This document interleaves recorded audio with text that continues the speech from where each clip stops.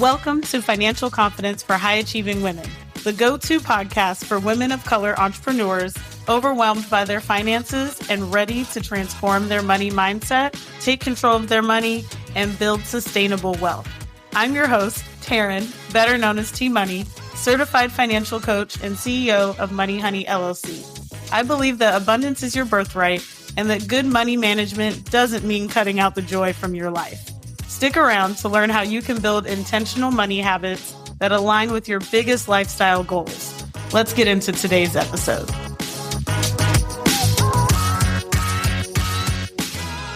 Welcome to episode 21 of the Financial Confidence for High Achieving Women podcast.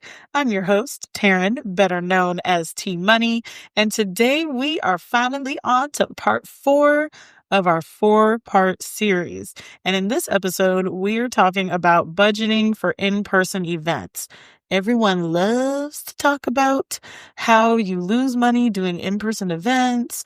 After hosting a financial wellness retreat and multiple brunch events, I'm sharing all the tips of how to make your events profitable.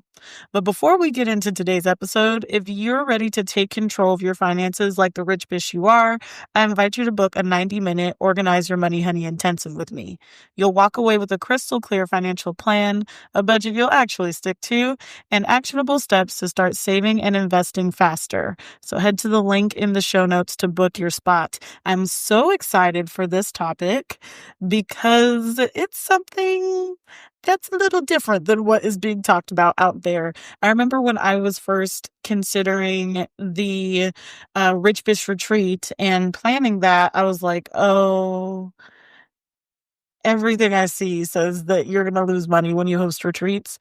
And then even when I was putting together the Rich Bitch Brunch, it was the same thing. It was like, oh yeah, like live events are great, but you definitely get paid for them later by getting new clients and things like that. And I was like, there has to be a way that I could get that money now. You know what I mean? Like, I'm not trying to wait until all of then. Like, what is it about the in-person events that can't be profitable right now? And so that is what I really focused on. And, there's a couple of things with this, right? Like, one, I'm not a fan of the mindset of like it, be prepared to lose money. I don't like that phrase. I think that, like, yes, are there instances where you can lose money? You can. And I'm not going to lie to you about that. However, I think if you go into the mindset of being prepared for that, then you're not fully entertaining the option of what if it's wildly profitable.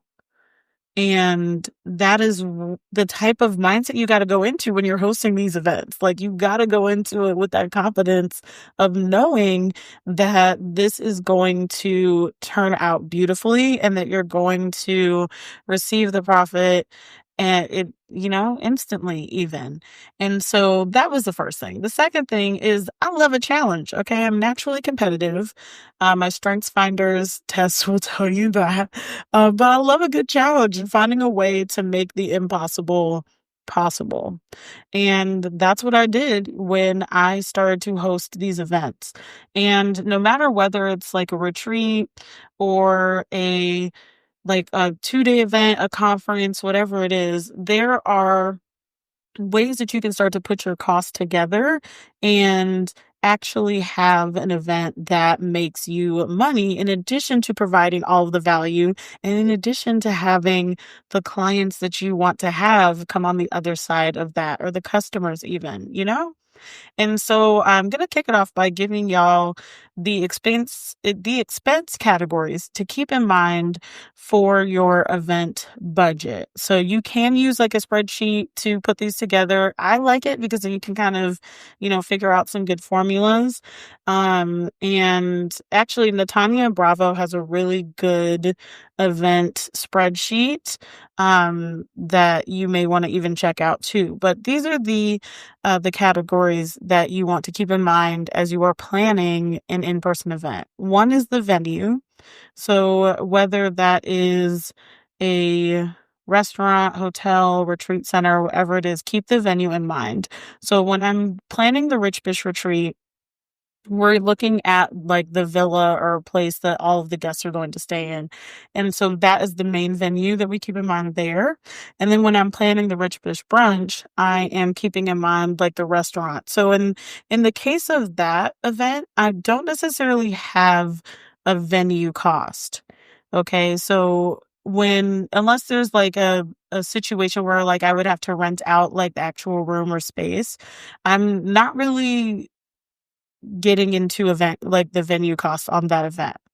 Now the next thing is the meals. So food, all right? So at all these events you gotta have some food, whether it's like a an hors d'oeuvre, whether it is an actual meal. And maybe this is just the tourist in me talking, but like please make sure there's at least something to munch on at your events.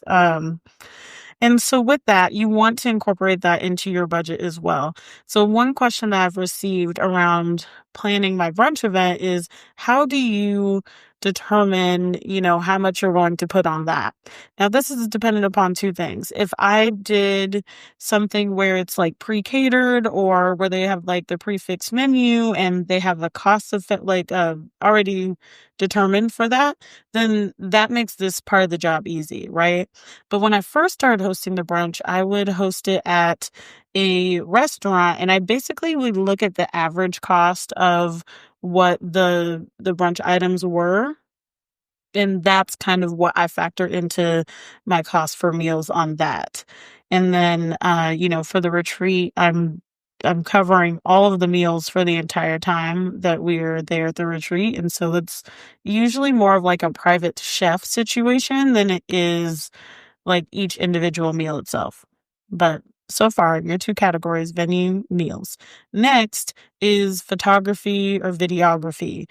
Y'all, this, in terms of your promotion for your event, is something that you definitely want to factor into your budget. Now, if you have the ability, where you have a good connection with a videographer, photographer to, get content for you, or maybe it's, someone at the event, if you invite a friend to come and they do the content for you as well, that's a way that you can save on that expense category. But that's going to really help with your promotion, especially if you are wanting to do this event multiple times. And even for just like another live event, like just having that promotional footage is going to be so helpful. And so you want to incorporate that into your expense category too. Next thing is your workshop facilitators or speakers. Look, as a speaker myself, please have a budget for your speakers, okay? Like we are giving time into putting together the workshop or the speech or whatever it is that we are going to deliver at your event. And then you're also taking up our time for us physically being present at your event when we could be paid to be somewhere else. And so make sure you actually respect your speakers and offer to pay them, offer to cover certain things, as much as possible, but make sure that you incorporate that into your budget. I've seen lately, especially like so many different events where they're like, yeah, come speak. And like you'll just get the visibility and exposure, but it doesn't actually like compensate me for my time and my efforts. And that the basics of it is if you want good speakers, make sure you have a budget for them. Okay. And same thing with workshop facilitators, like make sure you actually have that. Next thing is staff. So if you have any team members who would be supporting you in this event. Like for me, my assistant is there to support me. And then in other cases, it could be just other folks you have helping out. Make sure you incorporate the cost for them to be there into your event costs as well. And then the next thing is transportation. So the same thing with that. Make sure that, if there's like parking that you have to pay for, If there's like the one I think about this is really like with retreats in particular, but if you're doing like airport transfers to and from a villa or for the different, excursions or activities that you might do, just factoring that cost in. But that's something that you want to think about as well. Decor. So this honestly, it's entertaining to me because I really think about the food for first. Like I'm like, just know that if you come to one of my events, the food about to be good, okay? Because your girl does not play about a good meal. And so others, though, they really love to think about the decor. And often that's like where they go first. And so that is something that you want to keep in mind. And this is where I'm going to say when it comes to the decor and in having in-person events in general, give yourself room to grow. I think we can get so caught up in thinking that it needs to be fully booked out the first time we host something. It needs to be like the absolute like most extravagant when it comes to all the decor. If all you're focused on is how the event looks and you're not actually focused on like the meat of the event, the value that people are going to receive from the event, then your priorities are in the wrong place. Okay. It's okay to start small with decor and be able to make it bigger and better each and every time you host the event. And that even looks so amazing, right? And so, yes, set your budget for decor. And this is also the category that if we make adjustments in the budget at any time, this is usually the category that we make some adjustments first. Okay. But yeah, have that budgeted. Next one is gifts. Okay. So your gifts, if you're going to do any sort of gift packages for the attendees, gift bags, things like that, you want to incorporate those costs into your budget. I think that's one that we kind of skip over often, but you want to make sure that you have that estimated amount listed. So that way, when you are putting these things together, you're like, going to vendors and making these purchases, you know how much you have to work with in that area. And then lastly, for now, there are many other uh, categories that you could put in, and you might even have some that you've thought of that you want to add. But I just want to put in like these general ones for now, right? And so the last one is going to be your miscellaneous category. This is very slept on. Okay. Please add your miscellaneous category. You never know what is going to happen. Last minute, sometimes we put things together and, maybe you just got to like print out some materials and you forgot about that and, all of those things. So, make sure you incorporate that in there. And that can be like 5 to 10% of your overall budget for your event, but make sure you add your miscellaneous in there. So now that you have the categories, we're going to add all of those things up. So add up the total of all of your estimations of what that will cost. And I want you to divide that by the number of attendees you either have or plan to have. And that will help you to find the cost per person for the event. And this beautiful number is what you are going to use to actually calculate your ticket price. No more kind of guessing where your ticket price should be for these events. This is what you use to figure this out. Okay. You're going to take that number and be like, okay, this is the baseline. The cost or the ticket price for this is not going to fall below this number. And honestly, it also does not mean on the opposite side of it. It doesn't mean that that's what you want to set your price as.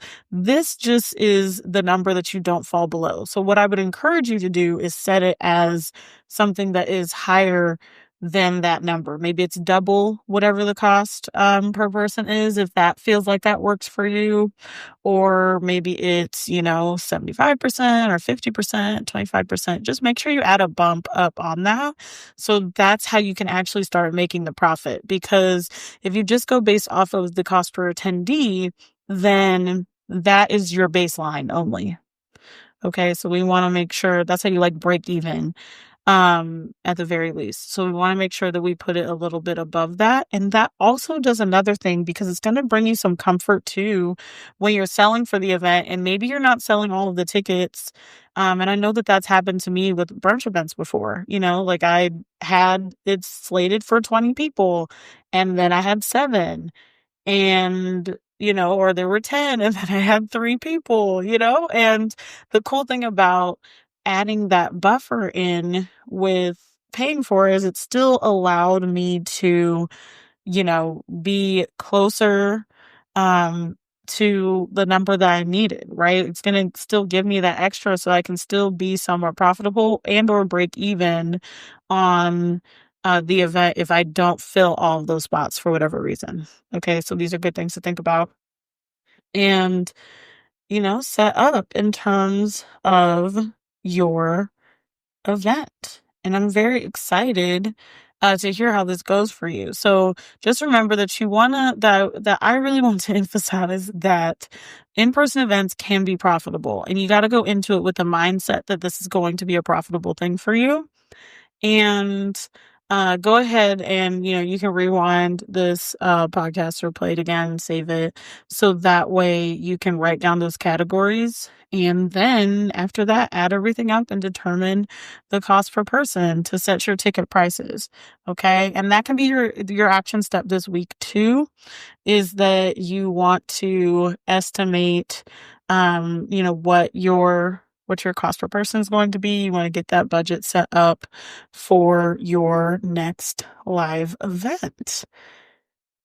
And speaking of live and in-person events, so the next couple places that you can catch me in person, one is going to be on May 18th, and that's for Mindful Money and Movement. That's with the Body Art Noir yoga studio in Inglewood. I'm going to include that link in the show notes. And this is where we are. This week, we're talking about your money story, and we're also doing a yoga flow to partner with that. And then on June 7th, there's another edition of the Rich Bish Brunch, and I would love to see you there. This is where we are having open and honest money conversations, collaborating, connecting with other high-achieving women in our community, in this case in Los Angeles. And so if you want to join me for that, you can also click that link in the show notes too. Next couple episodes that we have going on are how to save $2,000 in 2 months and when to use money affirmations so they actually work. Now, I will also close it out by saying that if you, even after applying these things, you still have some questions about in-person events and budgeting for in-person events, please DM me on Instagram, and I will be happy to answer those questions for you. Okay. So with that, I will catch you in the next episode. Thank you for tuning into this episode of the Financial Confidence for High Achieving Women podcast. I hope the insights shared in this episode have inspired you to take one small action step toward a more empowered relationship with money. If you're ready to take control of your finances like the rich bitch you are, I invite you to book a 90-minute Organize Your Money Honey intensive with me. You'll walk away with a crystal clear financial plan, a budget you'll actually stick to, and actionable steps to start saving and investing faster. Head to the link in the show notes to book your spot. I'm so grateful to be part of your financial journey, and I can't wait to see all the incredible moves you'll make. Thank you for listening, and I'll catch you in the next episode.